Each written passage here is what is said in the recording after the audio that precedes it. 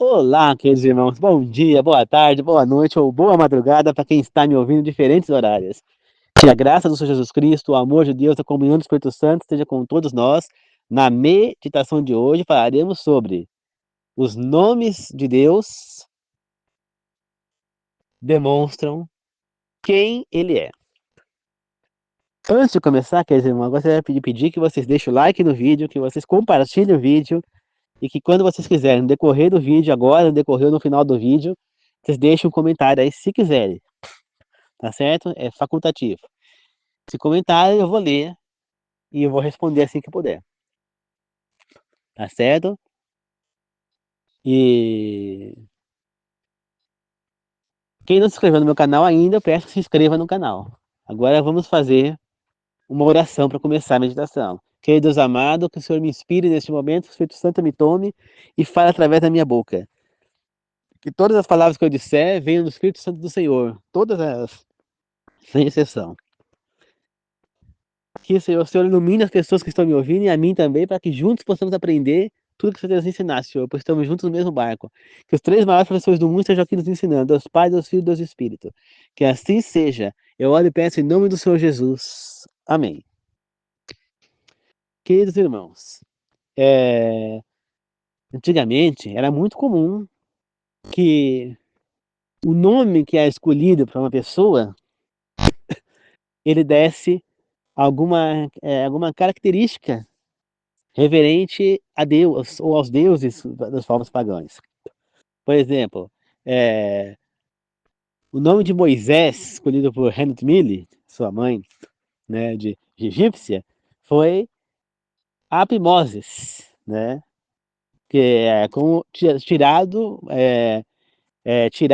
do Api, que Api era o deus deles lá, o Rio Nilo era chamado de deus Api, né, era mais ou menos isso, né. Daniel, por exemplo, Daniel significa Deus é meu juiz, entende?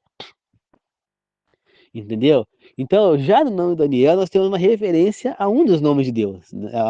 A uma característica de Deus. Deus é o juiz, né? Então aqui não, Deus é meu juiz. Daniel quer dizer isso, Deus é meu juiz, né? Então, nós temos também o nome Josué, né?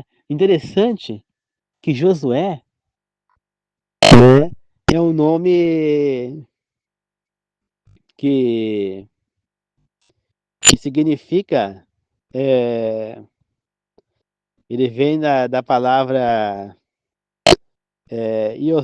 Ioshua ou Yeshua, que quer dizer Jesus, né? Então, Josué tem o mesmo significado do nome Jesus, né? E Jesus quer dizer Deus salva, ou Deus é a salvação. Então, Jesus quer dizer Salvador, né? Então, é justamente por isso que foi dado a Jesus esse nome. Quando o anjo Gabriel vai lá falar para Maria por o nome de Jesus, quer dizer Deus é Salvador, né? Então, a gente vê isso, né? E E isso reflete, né, na missão divina de Jesus como salvador da humanidade, do pecado, né? O nome Jesus é de origem hebraica, né? Que vem de Iesus, que por sua vez é uma transliteração do hebraico Jesua, ou Josuá, ou Jehosuá, né? E que quer dizer Ihavé é salvação, ou Deus salvará, ou Deus é salvação ou salvador, né? Como eu falei. Então, nós sabemos que esse é o sinônimo de Jesus, né? Mas existem outros nomes na Bíblia não se aparece, mas na parte hebraica, como Deus é chamado, e isso nos traz características dele pra gente, de quem ele é, né? Né? E o primeiro nome é Ihavé, né? Ihavé, ou Javé, ou Jeová, né? esses nomes, eles vieram da, da, daquelas 4 letras, né? Que formam o nome de Deus na Bíblia, em hebraico. YHWH. Esses nomes derivaram de lá, né?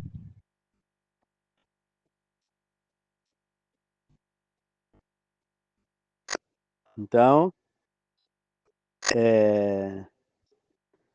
e, e esse nome, Yahvé, ou YHWH, ou Jeová, ou Javé, significa ser, existir e vir a ser, né? Então, é aquele que existe. Então, na Bíblia vai traduzir, sou o que sou, né? Então, ele é quem ele é.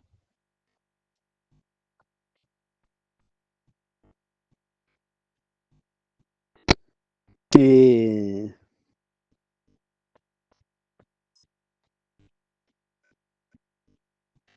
então, Yahvé é o Deus que sempre existiu e sempre existirá, sendo o princípio e o fim, né?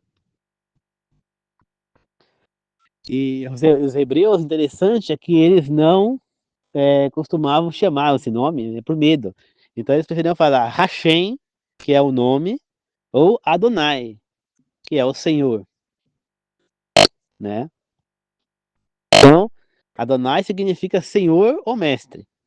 Outro nome que é utilizado para chamar Deus é Elohim. Então, Elohim significa Deus e revela seu poder divino. Outro nome que é utilizado para falar de Deus é El Shaddai, que significa Deus Todo-Poderoso, enfatizado em sua onipotência. Outro nome utilizado para Deus é El Elyon, que significa Deus Altíssimo. Outro nome utilizado para falar sobre Deus é El Olam, acho que é Olam, El Olam, que quer dizer Deus Eterno. Né? Tem a palavra também Senhor, que é uma tradução que busca expressar a soberania de Deus. Né? Entendeu? Então, esses são nomes que são utilizados para Deus. Né? E aí nós temos também aqui alguns nomes compostos, né, para Deus. Então, Yahvé, Jirehé, Deus proverá. Yahvé, Nissi, o Senhor é a minha bandeira. Yahvé, Shalom, o Senhor da paz. Yahvé, Tzidkenu, Deus justiça nossa. Yahvé, Shammah, o Senhor está presente. Né? Jesus também, ele é chamado pelo menos por 3 nomes próprios na Bíblia, né? O primeiro nome que Jesus é chamado na Bíblia é Miguel, né? Miguel quer dizer quem é como Deus. Então, esse nome demonstra que Jesus também é Deus, né? Que ele é como Deus, então que ele também é Deus. Outro nome que é utilizado para o Senhor, por Jesus na Bíblia, né? É o nome que o próprio anjo Gabriel fala para Isaías que ia chamar o filho da Virgem Messias quando viesse ao mundo, Emanuel. E Emanuel é Deus conosco, né? Mostrando mais uma vez a divindade de Cristo. E por fim o nome Jesus, que nós já falamos agora há pouco, né? Que é Deus salva, Deus é a salvação, ou Salvador, né? Estão demonstrando as características desses nomes, a gente vê quem é Deus, né?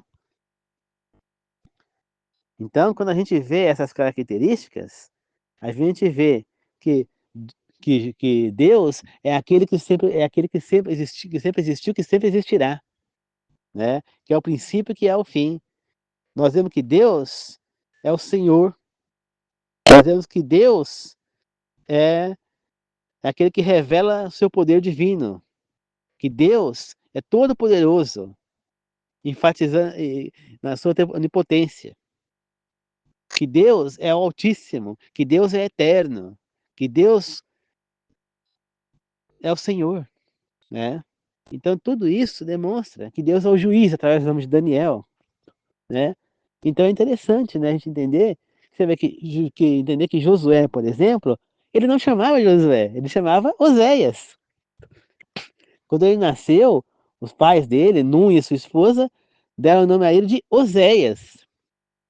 Mas depois Moisés mudou o nome dele para Josué. Entende?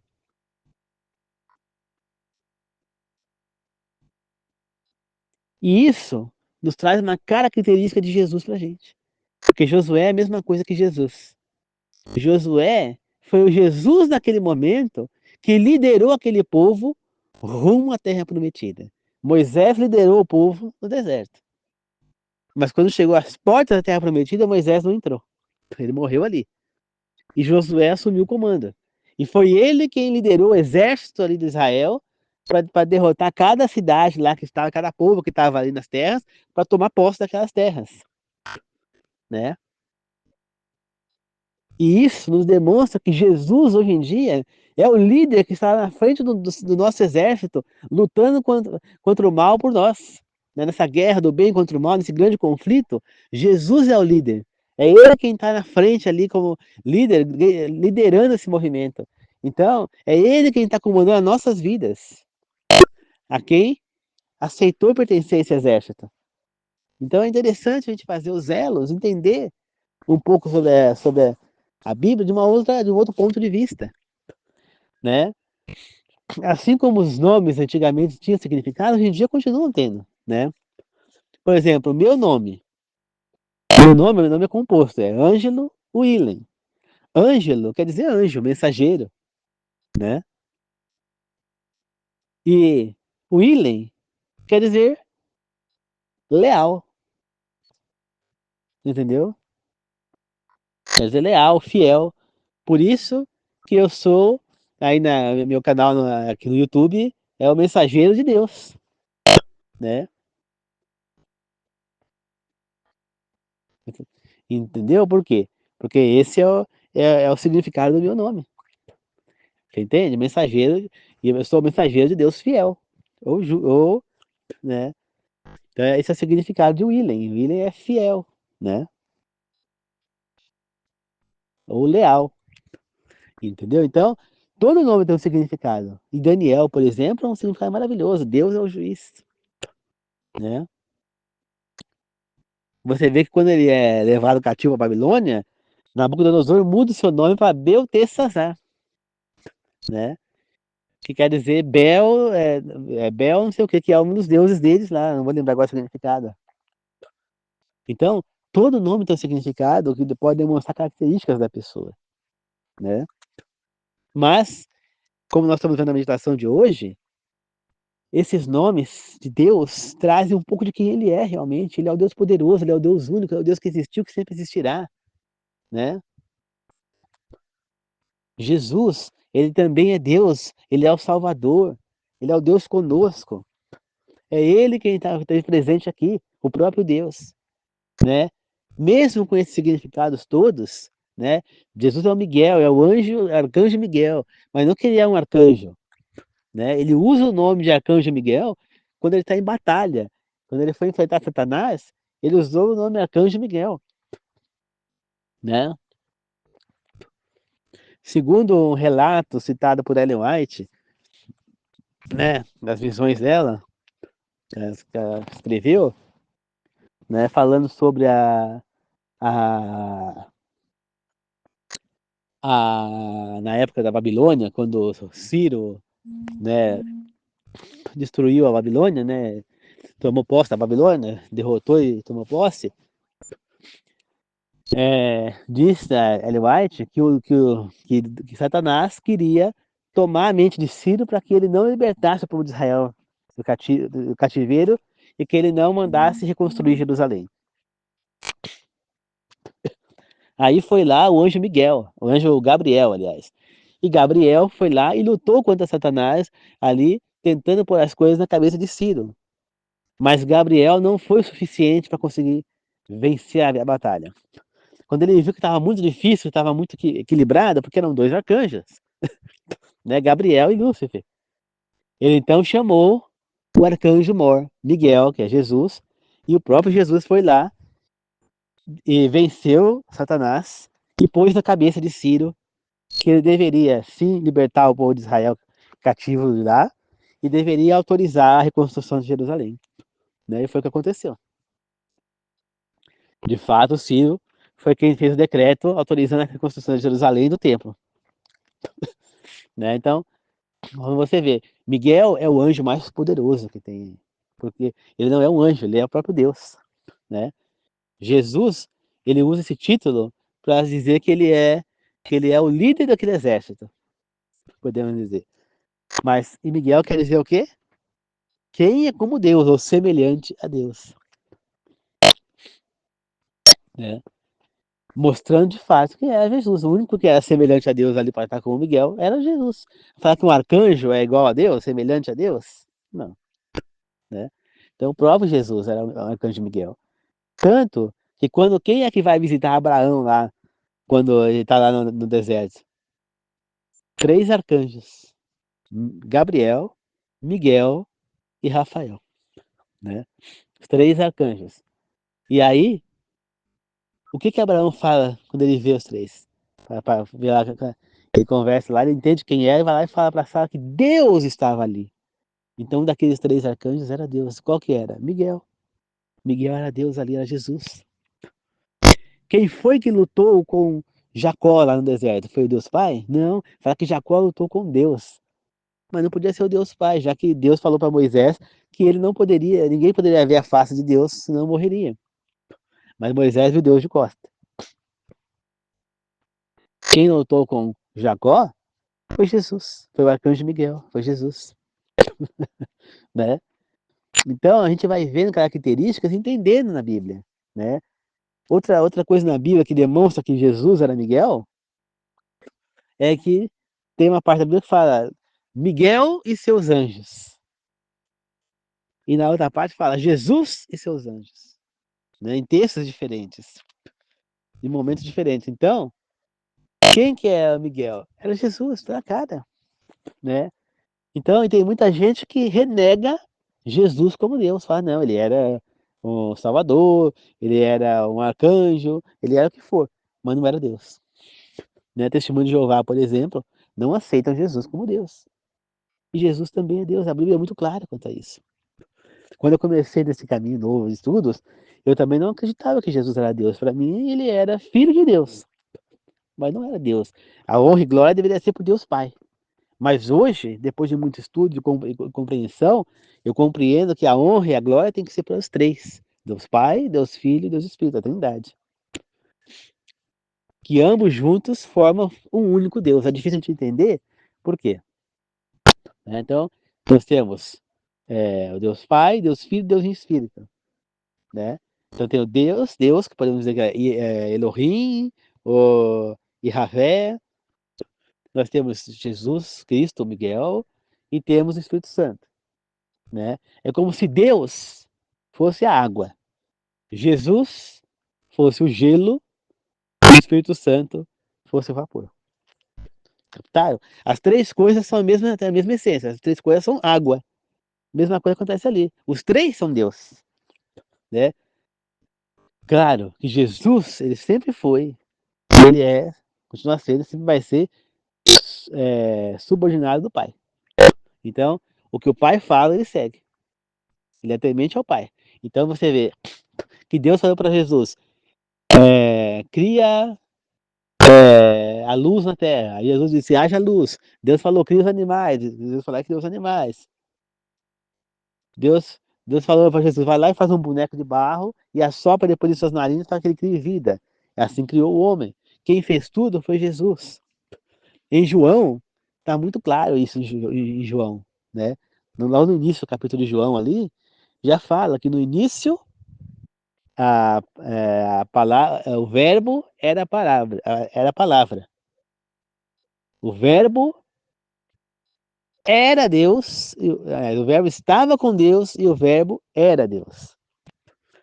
Aí mais lá embaixo, no mesmo capítulo, no versículo 13, se não me engano, está escrito, e o verbo se fez carne. Então, no início, no início, o verbo é a palavra. Quem é o verbo? É Jesus. Então, se a gente trocar a palavra verbo para o Jesus, nós vamos entender que no início, Jesus era a palavra. Jesus era Deus. Jesus estava com Deus. E Jesus se fez carne, né? Entendeu? Então, então, queridos irmãos, nós temos essa compreensão. Jesus também é Deus. E quando a gente compreende que Jesus também é Deus, quando ele vai embora, ele fala que ele vai mandar um consolador, que era semelhante a ele. Ou seja, ele estava dizendo que ele ia mandar um consolador que era igual a ele, que era a palavra que é usada lá, que ele foi traduzir como semelhante, é um semelhante igual. Porque tinha várias palavras para semelhante, e aquela era semelhante igual. Ou seja, era igual a ele, ou seja, também era Deus. Se Jesus era Deus, o consolador que ele ia mandar também era Deus. Quem foi o consolador? O Espírito Santo. Entendeu, queridos irmãos? Então, a gente vai vendo nessas palavras, a gente vai vendo é, é, quem de fato é Deus, qual é a sua função com nós, que ele é amor, que ele é carinho, que ele é justiça, benevolência, que ele é o Criador, né?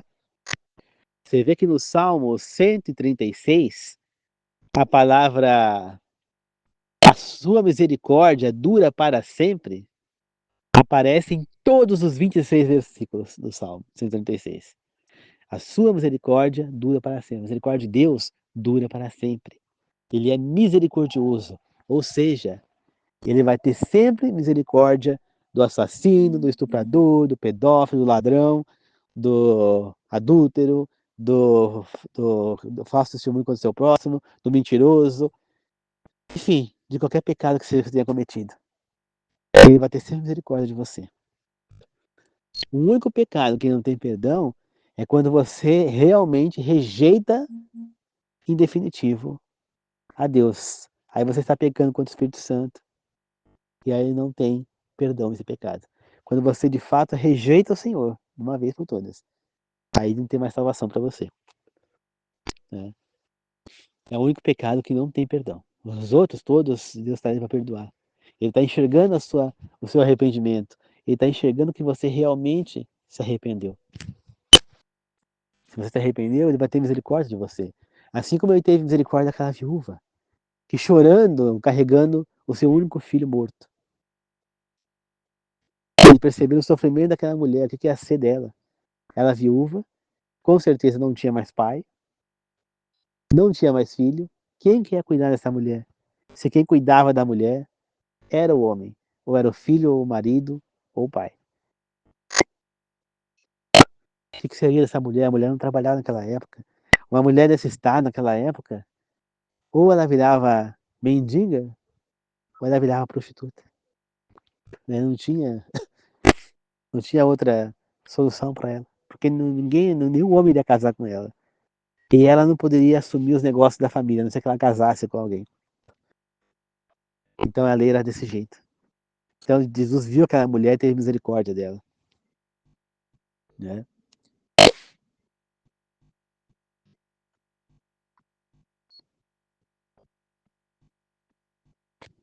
Então, queridos irmãos, é nesse Deus misericordioso, nesse Deus que é o poderoso, que é e sempre existiu, sempre vai existir. É nesse Deus que é Salvador, que é o Criador, que é Redentor, que é justiça, que é amor. É esse Deus que nós temos que confiar. Né? Você vê que no Salmo 146, versículo 3, diz assim: Não confie em príncipes, nem nos filhos dos homens, em que não há salvação. Este salmo, esse versículo, esse salmo, está nos dizendo que para nós não confiarmos no ser humano, para nós confiarmos no quê? Na palavra do Senhor. No mesmo Salmo 146, no versículo 5, diz assim, ó: Bem-aventurado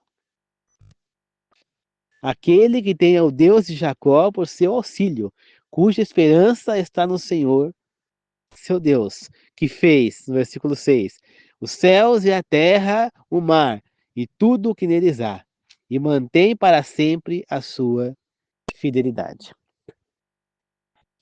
Queridos irmãos, Aqui está falando claramente. Nós só podemos confiar naquele que fez o céu, o mar, a terra e tudo que neles há. Isso nos remete ao quê? A guarda do sábado.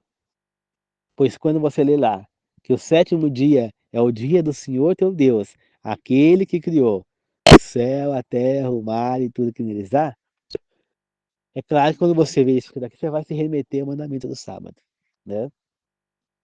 Mas, queridos irmãos, aqui, voltando à nossa meditação, está falando aqui que nós temos que confiar no Deus do sábado, que é o Deus que criou o céu, a terra, o mar e tudo que neles há. É nesse Deus que nós temos que confiar. É nesse Deus que a gente tem que se entregar. Mas como que eu posso confiar no Deus se eu não o conhecer? Como que eu vou saber quem é esse Deus se eu não poder confiar? Como que eu vou conhecê-lo? Nas Escrituras Sagradas.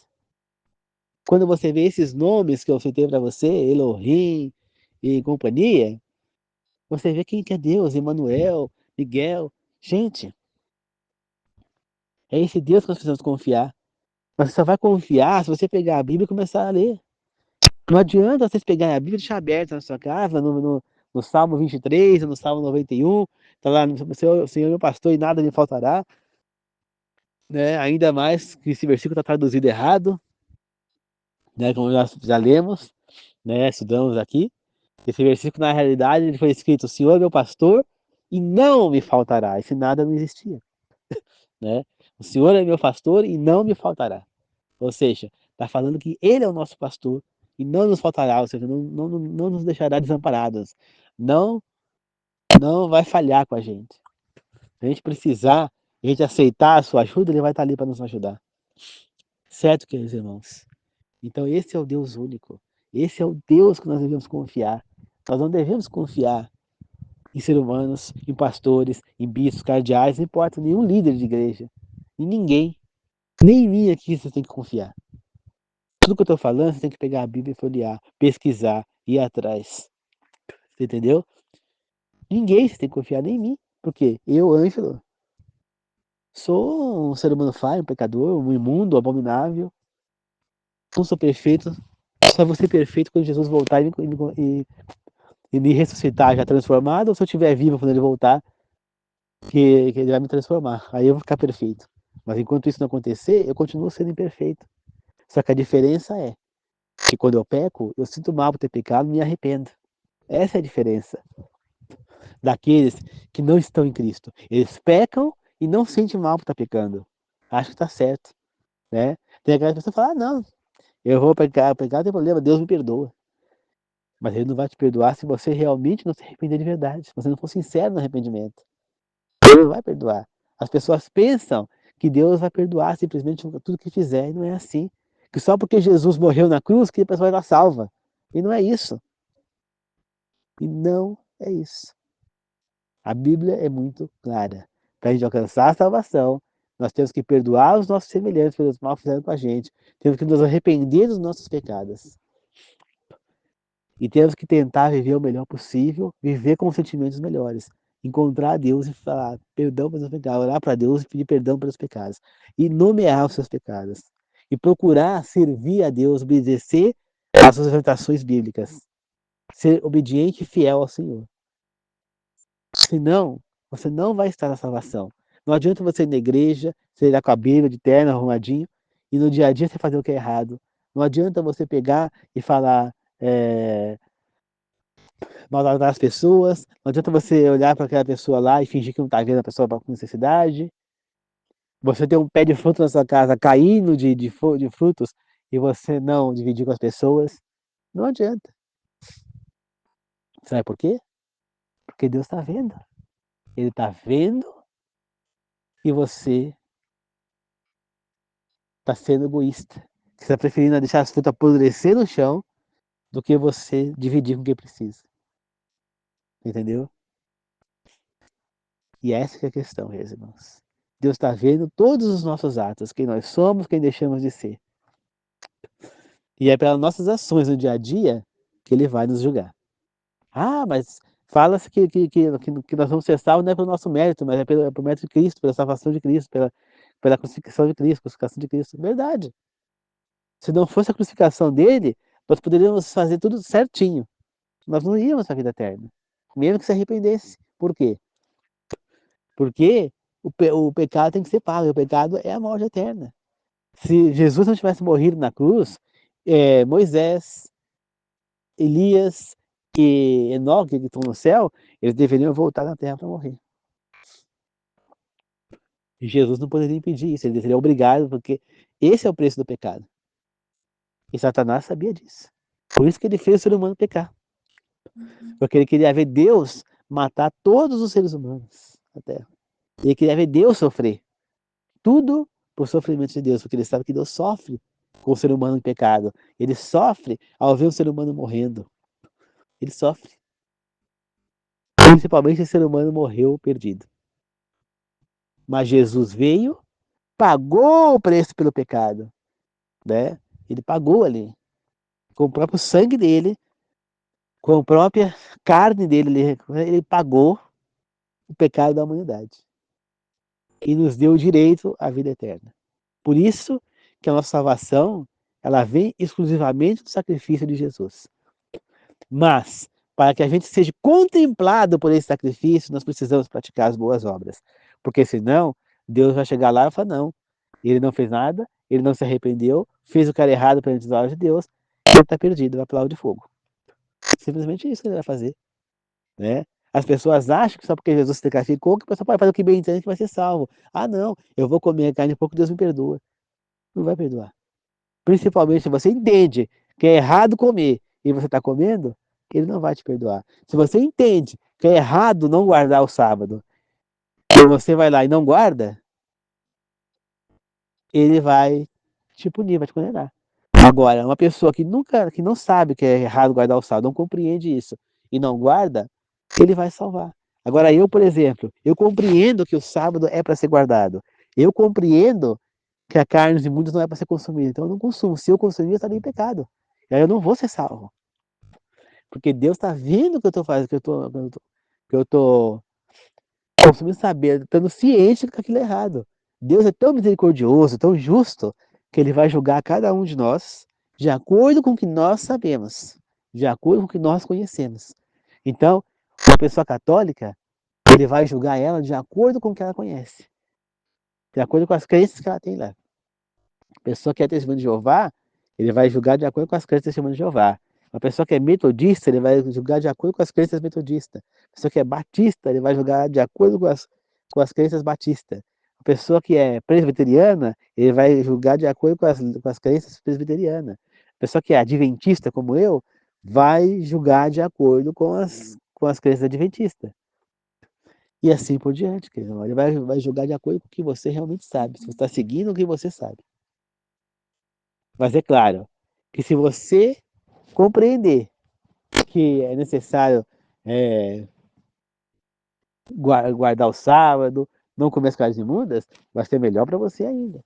Porque aqueles que são obedientes a Deus acabam tendo mais força na vida, mais confiança em Deus, são mais fortes para lutar contra o mal e sofrerão menos.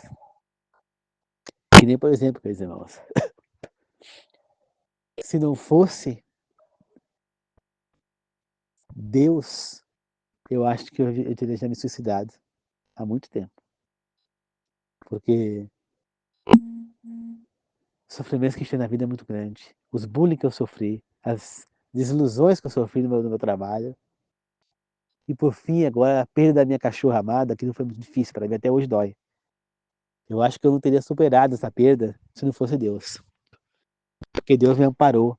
Minha mãe que é uma pessoa que não é tão crente em Deus como eu, ela falou, é impressionante como o anjo tá forte. Eu achei que ele ia sofrer muito mais com a perda da cachorra. E eu sofri muito, muito mesmo, até hoje sofro. Mas Deus me amparou, me confortou, me fez compreender que para ela foi melhor, que ela parou de sofrer. E daqui em diante ela só ia sofrer mais, a idade dela estava muito avançada.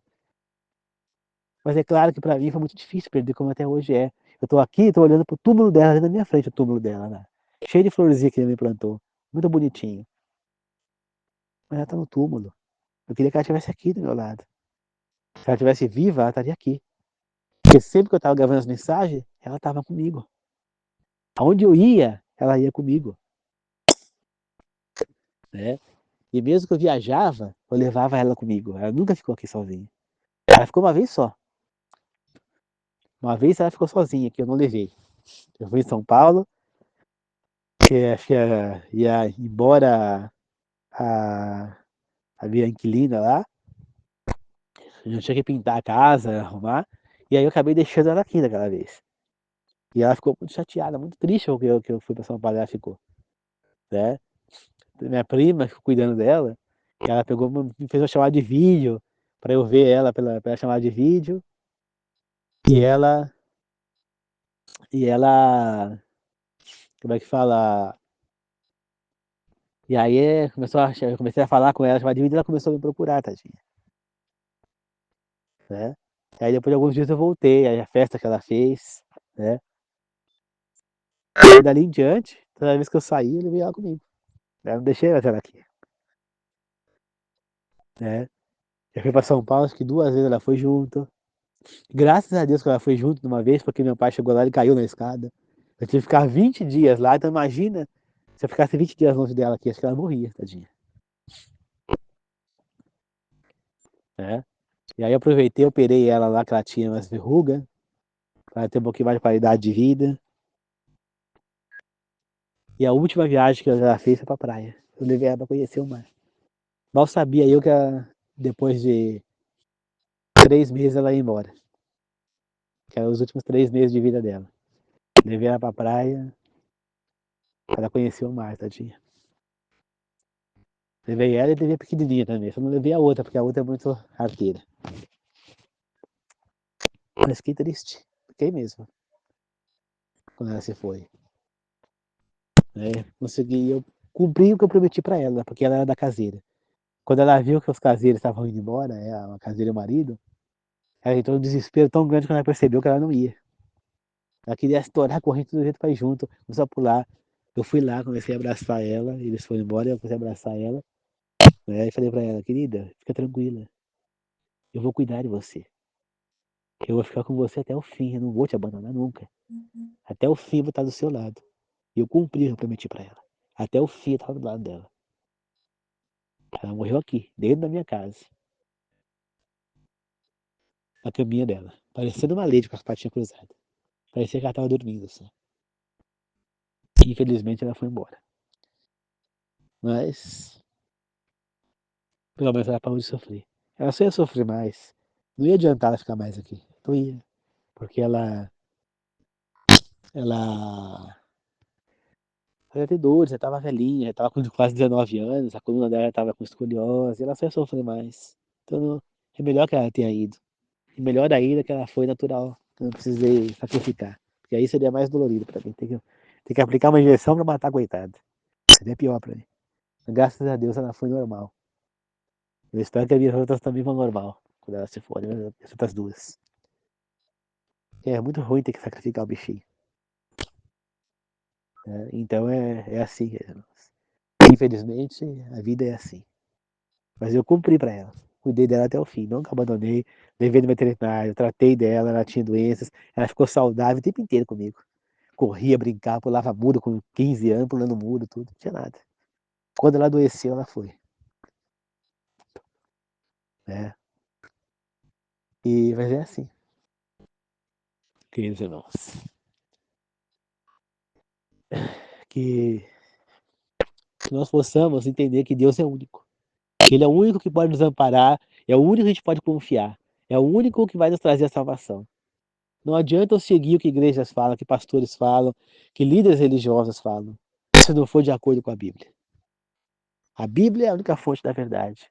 Não interessa se a igreja é, é liberal ou não. Não interessa. Interessa que Deus não é. O que interessa não é o que a igreja fala, pode, sim, pode, não precisa colocar, não, foi abolida a carne do mundo, foi abolida a guarda do sábado. Não interessa o que a igreja fala. O que interessa é, Deus aboliu? Deus concorda com isso? É isso que tem que se perguntar. Quando fala algo na igreja que mudou, você tem que perguntar, será que é assim mesmo? E eu posso te garantir uma coisa. Deus é o mesmo, sempre foi o mesmo, sempre vai ser o mesmo. Desde a criação até o tempo do fim agora. Ele é o mesmo. Ele disciplina, ele é amor, ele não muda.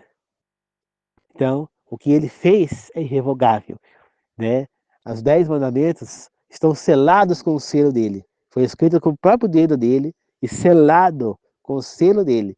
Ou seja, o documento selado é irrevogável. A gente aprende isso no livro de Esté. Então, se os 10 mandamentos estão selados, não há ser na face da terra que revoga esses mandamentos. Nem o próprio Deus poderia revogá-los. Você não vê o que fala no Esther? Nem o próprio rei Assuero pôde revogar, ou o rei Xerxes, né, como quiser chamar, pôde revogar o seu decreto lá de matar os judeus. Nem ele, mesmo não sendo ele que fez o decreto, foi Amã, mas selou com o selo dele. Nem o próprio rei poderia revogar o seu próprio decreto. Então você acha que Deus pode revogar o seu próprio decreto? Claro que não. Ele não vai fazer isso. Né? Ele até poderia, porque ele é o Deus, ele pode tudo. Mas pelo ensinamento bíblico ele não pode. E ele não vai revogar. Porque ele diz que essa lei é perpétua, é para sempre. Então, Satanás tem de todo jeito fazer o ser humano deixar de seguir as leis de Deus, os mandamentos de Deus, seguir as orientações de Deus, porque ele quer ver nós do lago de fogo morto, junto com ele. Ele sabe que ele já está morto. Ele sabe que já está condenado. Mas ele não quer ir sozinho, ele quer levar um monte de ser humano com eles. Infelizmente, a maioria dos seres humanos vai com ele. Agora cabe você tomar sua decisão. De seguir ou não a Deus. Qual o caminho que você vai escolher? Não escolha pela beleza. Lembre-se que Ló, lá com Abraão, ele escolheu o lado que ele ia, para onde ele ia, porque ele ia se separar de Abraão, porque tinha dois rebanhos, não estava dando o suficiente para comer os dois. Ele olhou e escolheu pela beleza, pela fartura, pela floresta. E não foi o destino. Lembre-se disso. Da história de Ló nos dá um bom ensinamento sobre o que nós vamos escolher. Ló tinha 2 caminhos, né? Assim como nós. Nós temos o caminho do bem e do mal. Nós temos o caminho que leva à vida eterna e o caminho que leva à morte eterna. Né? Lago de fogo e morte eterna. O caminho que Jó viu o lado esquerdo dele lá, tinha um monte de árvores, era um caminho lindo, uma floresta, era um caminho que parecia perfeito. E aí olhou para o outro lado e viu um caminho, lá da direita, um caminho seco, que não tinha quase árvores, era mais deserto mesmo. E ele então escolheu o caminho das árvores. Né? Só que o que Jó não pensou é que aquele caminho levava a um lugar demoníaco, levava a Sodoma. Né? E foi justamente lá que ele foi parar. Enquanto o outro caminho levava a Canaã, levava um caminho longe de Sodoma, desse lugar que foi destruído. Ah, mas se era deserto, você já viu Deus desamparar um justo? Já viu Deus desapontar quem confia nele? Não. Abraão sofreu alguma coisa? Faltou pasta para os seus rebanhos? Faltou comida para ele? Não, pelo contrário. Ele se tornou um dos homens poderosos daquele momento. O mundo todo naquele momento respeitava Abraão. Mais ainda depois que ele foi lá e derrotou 5 reis que tinham derrotado 4. Né? Era a batalha dos 5 reis contra 4. Né? Tá lá em Gênesis. Né? Houve uma guerra de 4 reis contra 5. E aqueles 5 derrotaram os 4. Aí Abraão foi lá e derrotou os 5. Abraão foi lá e libertou Ló, justamente que estava lá escravizado. Por quê? Porque ele foi naquele caminho e acabou sendo aquele rei, o rei de Sodoma era um dos que estava guerreando, perdeu a guerra, e aí os caras foram lá para tomar os espólios de guerra na cidade, viram o acampamento de Ló ali, e levaram Ló, sua família e seus empregados todos como escravos. Quando Abraão ficou sabendo disso, ele reuniu o pessoal dele lá, um monte de camponeses ali, um monte de cara que mexia com oficina de espada, com coisa, não tinha nenhum guerreiro. né? Tinha 2, 3 guerreiros que eram do grupo de Manri lá. Mas a maioria não sabia mal, sabia por uma espada. Ele reuniu aquele povo e falou, vamos lá libertar Ló. Ele confiou que Deus daria a vitória. E Deus deu a vitória a ele, lutou junto com ele na batalha. Os anjos de Deus estavam lá, né? E por isso ele venceu. Então, Abraão que passou a ficar cada vez mais conhecido ali. O seu poder, o poder do Deus dele. Porque ele era fiel ao Senhor. Mas nem ele deixou de ser pecador. Nem ele deixou de tropeçar. Então quem somos nós para não pecar? Tá certo? Então é isso, queridos irmãos. Que nós possamos servir esse Senhor. Que nós possamos confiar nele, estudar as suas escrituras. Porque a única coisa que a gente pode confiar é na sua palavra. E a palavra dele são as escrituras da Bíblia. É a única fonte de verdade que nós temos. Nós não temos verdade na boca de pastores, na boca de líderes religiosos. Nós só temos a verdade mesmo, é na Bíblia. É lá que nós temos que conferir se o que está sendo nos ensinado está de acordo com a Bíblia e de acordo com a vontade do Senhor. É ali que você encontra a vontade dele. É ali que você encontra a verdade. Tá certo? Então vamos fazer uma oração de encerramento. Querido Deus amado, que o Senhor esteja com a gente nesse momento, que o Senhor nos ilumine. Agradeço por mais meditação, que todos nós possamos confiar apenas na sua palavra sagrada, na sua Bíblia. Que ali nós vamos estudar, que nós vamos pegar várias versões para ter certeza da sua vontade e assim poder seguir o que o Senhor quer da gente, não que essas igrejas falsas que tem por aí querem da gente. Não que pessoas que estão até sinceras, muitas vezes enganadas, querem nos ensinar. E sim a sua vontade. Não vamos seguir o que igrejas falam, vamos seguir o que o Senhor quer da gente, o que devemos fazer, Pai. Que todos, eu e as pessoas que estão me ouvindo, inscritas ou não no meu canal, e aqueles que estão inscritos que não estão me ouvindo, possamos seguir somente a sua palavra, a Bíblia Sagrada, a sua verdade.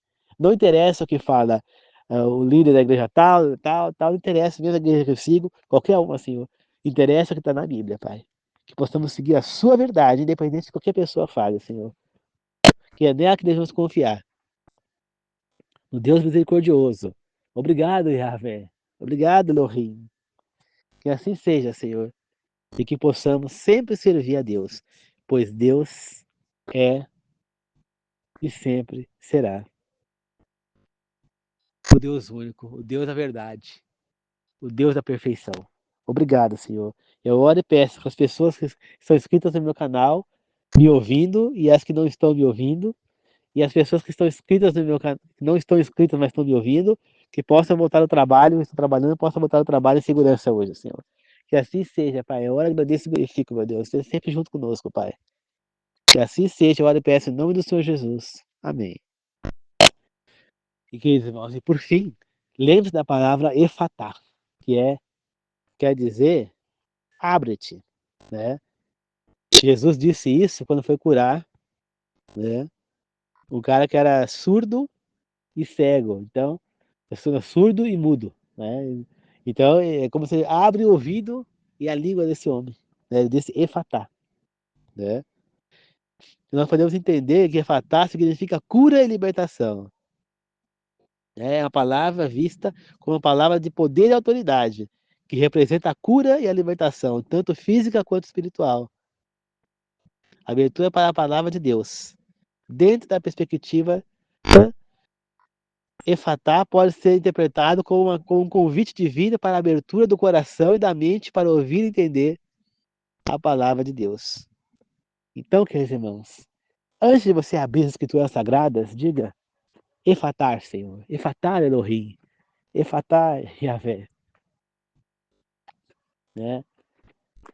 E não esqueça de agradecer, não esqueça de estar com esse Deus maravilhoso, que só quer o nosso bem, que está nos oferecendo uma salvação, uma vida eterna, mesmo nós merecendo a morte eterna. Imagina você, né?